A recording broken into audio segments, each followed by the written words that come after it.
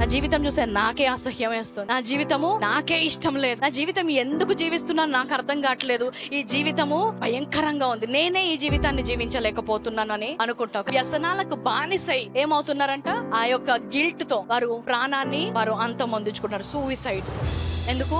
వాళ్ళు చేసే పాపాన్ని బట్టి, ఆ పాపం యొక్క ఆ ఆలోచనలతో నేను తప్పులో జీవిస్తున్నాను, ఎవరికైనా తెలిస్తే ఏమైపోతుంది, నేను దేవునికి దూరంగా ఉన్నాను, నేను ఈ జీవితాన్ని భరించలేను అనుకుంటూ జీవితాన్ని అంతమొందించుకుంటున్నారంట చాలా మంది. ఆయనకి దూరంగా బ్రతికినప్పుడు ఏమవుతుంది, ఆ భావములు లేకపోతే ఆ ఉద్వేగాలు మిమ్మల్ని తప్పు దారిలోకి నడిపించి మీ ప్రాణాలని తీసివేసే వరకు కూడా అవి దారి తీస్తాయి. ఒక పైలట్ ప్లేన్ క్రాష్ అయింది, ప్లేన్ ఎందుకు క్రాష్ అయింది అని వాళ్ళు ఇన్వెస్టిగేషన్ చేసి బ్లాక్ బాక్స్ అంటారు, అది పట్టుకొచ్చి ఆ లాస్ట్ ఆఖరి మాటలు పైలట్ ఏదైతే మాట్లాడతాడో లేకపోతే ఆఖరి కాన్వర్సేషన్ ఏటీసీ నుంచి పైలట్కి ఏదో అవుతుందో అందులో రికార్డ్ అయి ఉంటుంది.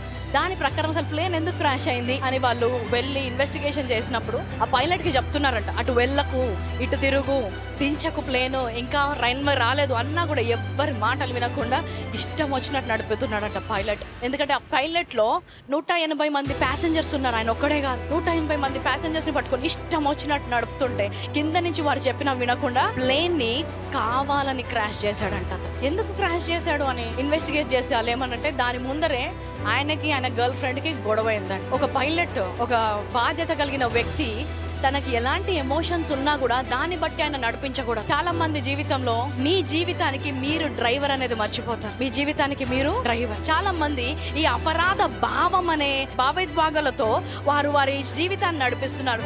ఆ యొక్క అపరాధ భావం, ఆ గిల్ట్, ఆ కాండమ్నేషన్ తో వారి జీవితాన్ని నడిపించి వారి జీవితాలని క్రాష్ చేసుకుంటున్నారు. సో నీ జీవితంలో కూడా నీ చేతిలో ఒక బండి ఉంది, నువ్వు దాన్ని శరీరం వైపు నడిపిస్తావా? ఈ ఆలోచనలు ఆత్మీయంగా నీ యొక్క జీవితాన్ని ఆత్మానుసారంగా నడిపించాలి. ఈరోజు ఎమోషన్స్ వల్ల కాదు, ఏ శిక్షా విధి నీకు ఇవ్వట్లేదు అని చెప్తున్నాడు. అది చెప్పిన తర్వాత కూడా నీ శరీరం ఏం చెప్తుందో దాని ప్రకారము నీ జీవితాన్ని నువ్వు నడిపించేవనుకో క్రాష్ అవుతుంది.